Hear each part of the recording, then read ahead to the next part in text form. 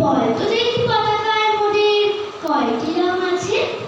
শিক্ষক এসে সুতারে এসে দ্বিতীয় শ্রেণীর কাছে একসাথে মিলে সব ছেলে বলে চিৎকার করে জোরে, তিনটে বর্ণ রয়েছে রাঙানো জাতীয় পতাকা জুড়ে। শ্রেণীর পেছনে বেঞ্চের কোণে শিশু ছিল এক বসে, পতাকার মাঝে 5 রং আছে, বলল সে মৃদু ভাসে। কথাটা শুনে বাকি শিশুগণে হেসে খায় লুটোপুটি। শিক্ষক রেগে বলেন হেঁকে, বোঝাও কি করে 5টি?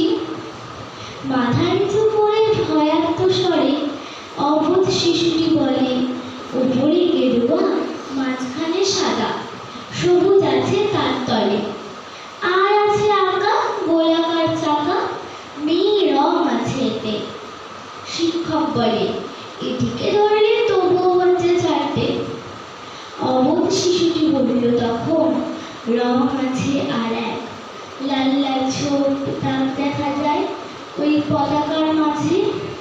বাবাকে যখন আনলে ওরা কফনের ঢাকা খুলে, জড়ানো রয়েছে দেহখানা তার পতাকা আর ফুলে। রক্তের দাগে ছিল লাল ছোপ ওই পতাকার মাঝে। এই নিয়ে মোট হলো 5টি, এবার তো ঠিক আছে। সরল শিশুটির জবাবখানি কাঁপিয়ে দিল বুক, অশ্রু এলো নয়ন ভরে, শুকনো হলো মুখ। আজও যারা দেশের জন্য করেছে বলিদান, স্বাধীনতার শহীদ সম তাদের অমর প্রাণ, হয়েছে স্বাধীন পেরিয়ে গেছে 78টি বছর। দেশ বাঁচাতে যাচ্ছে যে প্রাণ, রাখছে তার খবর। নমস্কার।